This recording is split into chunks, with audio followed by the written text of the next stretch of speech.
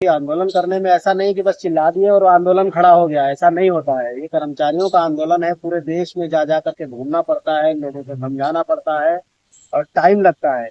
10 20 50 associations के साथ collaboration करना पड़ता है, उनसे कहना पड़ता है कि कैसे हम आंदोलन करें, हमारी स्ट्रेटजी कैसे हो। कुछ लोग तैयार होते हैं, कुछ लोग तैयार नहीं होते हैं। तो ये एक बड़ी प्रक्रिया है, आंदोलन की भी एक प्रक्रिया है और बड़ी जटिल प्रक्रिया है। ऐसे नहीं होता कि किसी ने चिल्ला दिया और बस उस दिन पे सब इकट्ठे हो गए। तो अभी फिलहाल हम फरवरी में 8 फरवरी को हम, जैसा हमने बताया, पूरे देश से एक कैंपेन चलाने जा रहे हैं।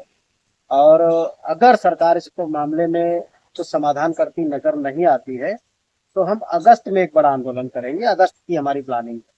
मतलब अगस्त में अगस्त क्रांति होगी फिर सुन। बिल्कुल बिल्कुल, अगस्त क्रांति होगी। तो इसी पर बात करते हैं। तो एक और चीज है, अभी सीएपीएफ के जवानों को लेकर के मामला, जैसे सुप्रीम कोर्ट में वो तारीख आई 19 जनवरी 2026, और उसके बाद जब वो केस की लिस्टिंग होती तो लिस्ट से वो केस गायब हो जाता। उसके बाद से सीएपीएफ के जवानों के जो प्रतिनिधि हैं वो कह रहे हैं कि हम जन आंदोलन करें।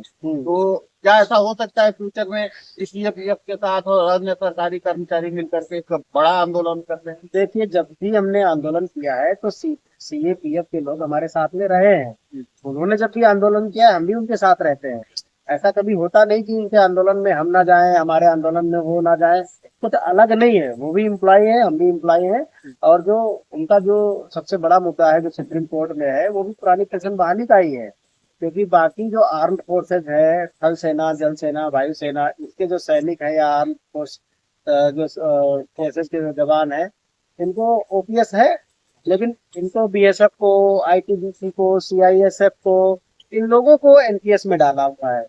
तो उसकी डिमांड चल रही है कोर्ट में। हाई कोर्ट ने भी गाइडेंस दे रखी है, अपने डिसीजंस दे रखे हैं, लेकिन सरकार सुप्रीम कोर्ट चली गई।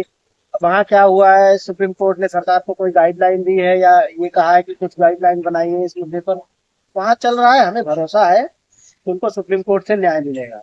पहली बात तो ये है, और नहीं मिलेगा तो हम सारे लोग एक दूसरे के सहयोग करते हैं, लड़ाई लड़ते हैं तो एक दूसरे के साथ में।